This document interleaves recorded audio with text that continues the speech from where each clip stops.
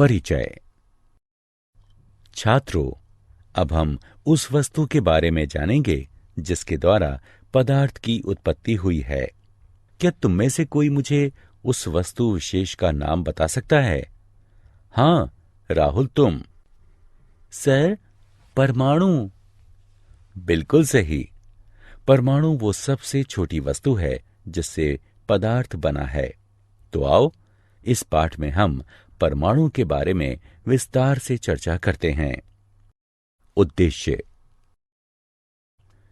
इस पाठ के अंत में आप निम्न करने में सक्षम हो जाएंगे: परमाणु के विभिन्न मॉडलों का वर्णन करना, थॉम्सन के परमाणु मॉडल को स्मरण करना, रदरफोर्ड के परमाणु मॉडल व उसकी कमियों की चर्चा करना, बोर के परमाणु मॉडल की व्याख्या करना, इलेक्ट्रॉनों के विभिन्न कक्षों में प्राकीर्णन को स्मरण करना, परमाणु संख्या, द्रव्यमान संख्या, समस्थानिक एवं संभारिक में अंतर करना।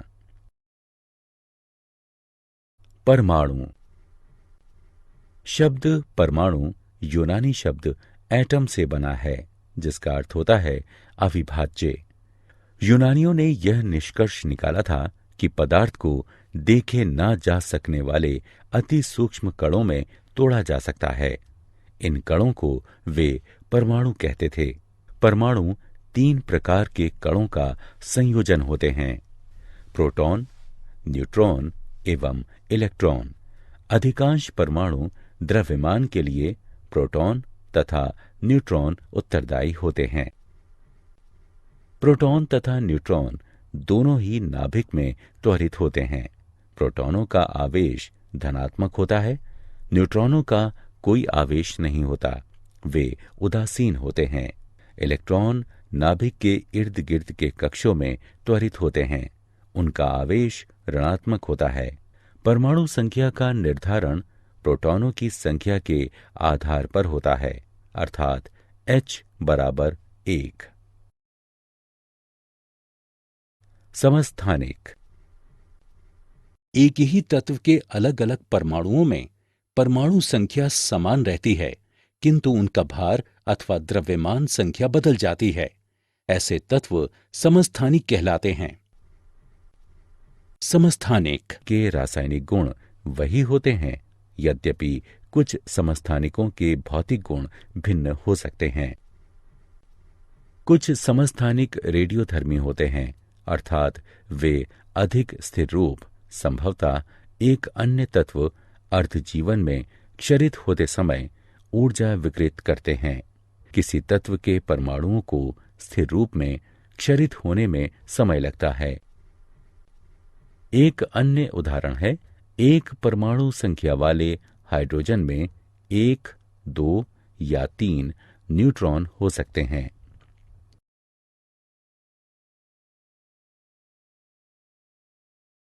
थॉम्सन का परमाणु मॉडल।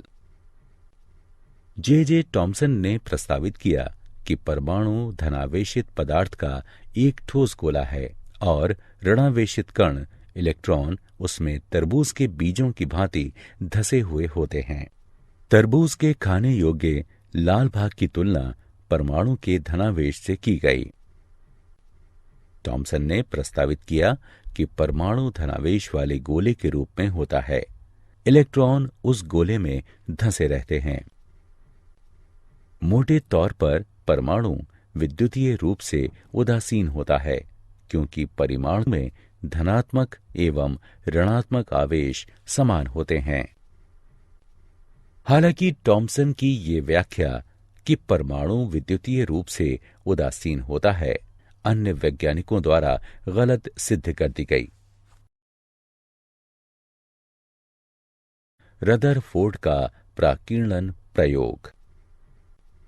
अर्नेस्ट रदरफोर्ड ने एक प्रयोग किया जिसमें प्लेटिनम एवं सोने जैसी धातुओं की पतली पन्नी के माध्यम से आवेशित कणों की बौछार की गई। प्रयोग में लाए गए आवेशित कण ए यानी अल्फा थे और उनका द्रव्यमान हाइड्रोजन के परमाणु की तुलना में 4 गुना तथा धनावेश इलेक्ट्रॉन पर आवेश के परिमाण का 2 गुना था। धातु की पतली पन्नी में परमाणुओं की कुछ ही परतों के होने की अपेक्षा की गई थी। पन्नी पर विक्षेपित आवेशित कणों की गति पर ऋणावेश व धनावेश के विभाजन के विभिन्न प्रकारों तथा परमाणुओं के द्रव्यमान का प्रभाव पड़ने की भी अपेक्षा की गई थी। टॉमसन के परमाणु मॉडल के आधार पर यह पाया गया कि धातु की पन्नी से गुजरते हुए आवेशित कण एक छोटे कोण पर मुड़ जाते थे। परमाणु के भीतर का अधिकांश भाग खोखला या रिक्त होता है, जो कि अवपरमाणु कणों को हटे बिना सीधे जाने देता है। परमाणु में कुछ धनात्मक केंद्रक होते हैं, जो कि अवपरमाणु कणों को हटाते अथवा प्रतिरुद्ध करते हैं। जिस प्रकार आवेश एक दूसरे को प्रतिरुद्ध करते हैं, केंद्रक की ये धनावेशित संरचना नाभिक कहलाती है। परमाणु के आयतन की तुलना में नाभिक द्वारा घेरा गया आयतन बहुत ही कम होता है, क्योंकि बहुत ही कम परमाणु कण अपेक्षाकृत बड़े कोण पर प्रतिरुद्ध होते हैं। रदरफोर्ड का परमाणु मॉडल। अपने प्रयोगों के आधार पर रदरफोर्ड ने परमाणु का नाभिकीय मॉडल प्रस्तुत किया। उनके मॉडल के अनुसार परमाणु एक धनावेशित केंद्रक नाभिक पर आधारित होता है। नाभिक से एक निश्चित दूरी पर इलेक्ट्रॉन उसी प्रकार परिक्रमा करते हैं जैसे उपग्रह सूर्य की परिक्रमा करते हैं। इसलिए इस मॉडल को परमाणु का उपग्रहीय मॉडल भी कहा जाता है। कक्षों में इलेक्ट्रॉनों की संख्या नाभिक में उपस्थित धनावेशों यानी प्रोटॉनों की संख्या के बराबर होती है। इसलिए परमाणु विद्युतीय रूप से उदासीन होता है। परमाणु के आयतन की तुलना में नाभिक का आयतन नगण्य होता है। उदाहरणार्थ, यदि हम परमाणु की परिधि को 1 किलोमीटर माने तो नाभिक का आकार परमाणु के कोर केंद्रक में उपस्थित क्रिकेट गेंद के बराबर होगा। इस प्रकार परमाणु में अधिकांश स्थान रिक्त होता है।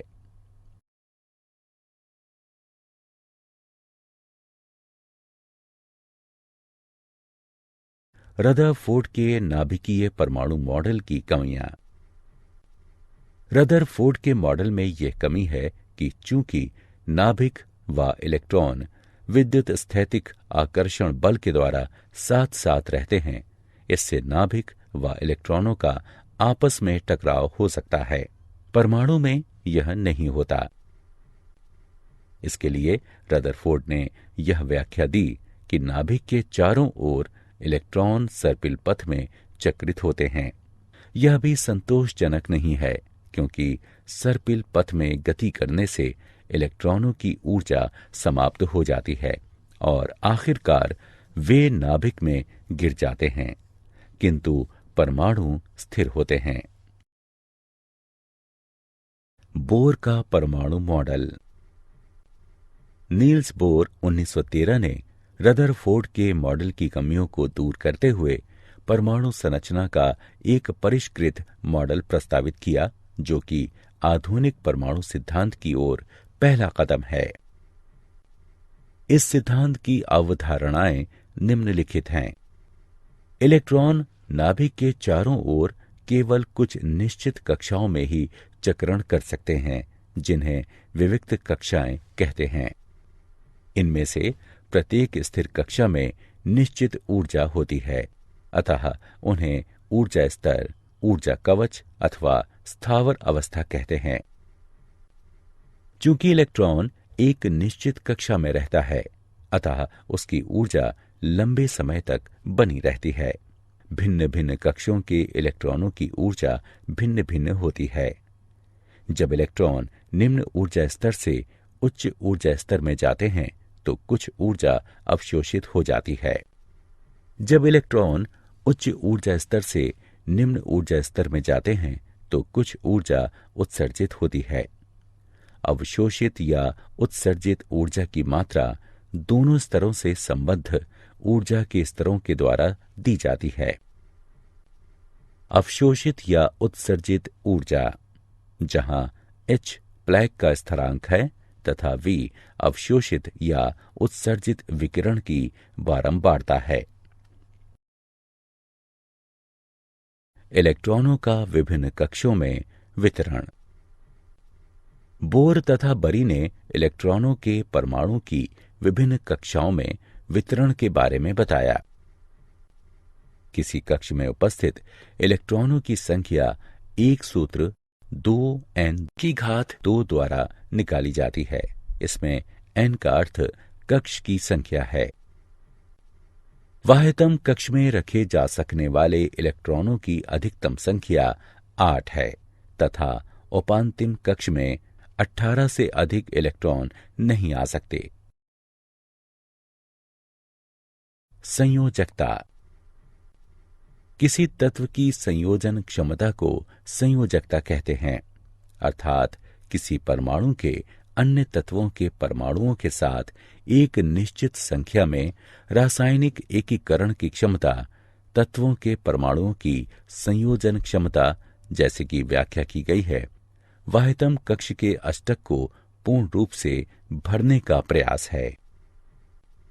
बोरान की संयोजकता 3 और कार्बन की संयोजकता 4 होती है, क्योंकि वाह्यतम कक्ष में क्रमशः 3 व 4 इलेक्ट्रॉन होते हैं। चूंकि वाह्यतम कक्ष में फ्लोरीन के 7 इलेक्ट्रॉन होते हैं, अतः अष्टक बनाने के लिए 1 इलेक्ट्रॉन को बढ़ा दिया जाता है। अतः फ्लोरीन की संयोजकता 1 है। परमाणु संख्या। किसी तत्व की परमाणु संख्या परमाणु के नाभिक में उपस्थित प्रोटॉनों की संख्या होती है। चूंकि परमाणु विद्युत उदासीन होता है, प्रोटॉनों व इलेक्ट्रॉनों की संख्या समान होती है। इस प्रकार परमाणु में उपस्थित इलेक्ट्रॉनों की संख्या भी परमाणु संख्या कहलाती है। द्रव्यमान संख्या। एक परमाणु के नाभिक में उपस्थित प्रोटॉनों और न्यूट्रॉनों की कुल संख्या के योग को द्रव्यमान संख्या कहा जाता है। माना किसी तत्व की परमाणु संख्या Z तथा द्रव्यमान संख्या A है, तो परमाणु में प्रोटॉनों की संख्या बराबर Z होगी, परमाणु में इलेक्ट्रॉनों की संख्या बराबर Z होगी, परमाणु में न्यूट्रॉनों की संख्या बराबर A ऋण Z होगी। हाइड्रोजन व ऑक्सीजन के परमाणुओं की संरचना। हाइड्रोजन परमाणु प्रोटॉनों की संख्या P बराबर Z बराबर 1, इलेक्ट्रॉनों की संख्या E बराबर Z बराबर 1, न्यूट्रॉनों की संख्या N बराबर A ऋण Z बराबर 1 ऋण 1 बराबर 0। अतः हाइड्रोजन के नाभिक में केवल एक प्रोटॉन होता है। प्रथम कक्ष में एक इलेक्ट्रॉन होता है।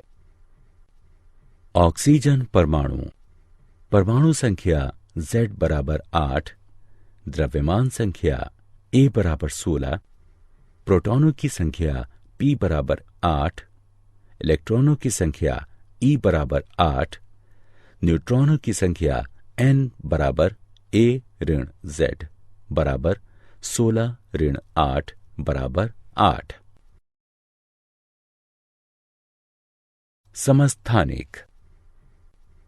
डाल्टन ने अपने सिद्धांत में कहा था कि एक ही तत्व के परमाणु आकार, अमाप तथा संरचना के दृष्टिकोण से समरूप होते हैं। वैज्ञानिकों ने डाल्टन के इस विश्लेषण में विश्वास व्यक्त किया, लेकिन बाद में इसे अमान्य कर दिया गया। किसी तत्व में एक से अधिक प्रकार के परमाणु हो सकते हैं। उनके इलेक्ट्रॉनों व प्रोटॉनों की संख्या समान हो सकती है, अर्थात समान परमाणु संख्या, किंतु न्यूट्रॉनों के मामले में उनमें भिन्नता हो सकती है, अर्थात उनकी परमाणु संख्या अथवा द्रव्यमान संख्या भिन्न हो सकती है। किसी तत्व के ऐसे परमाणु समस्थानिक कहलाते हैं। एक ही तत्व के परमाणुओं की परमाणु संख्या यानी Z समान होती है, किंतु द्रव्यमान संख्या अथवा आंशिक परमाणु द्रव्यमान यानी A भिन्न होता है। दूसरे शब्दों में, न्यूट्रॉनों की संख्या के मामले में समस्थानिक परस्पर भिन्न होते हैं। लगभग सभी तत्वों में समस्थानिक होते हैं। हाइड्रोजन के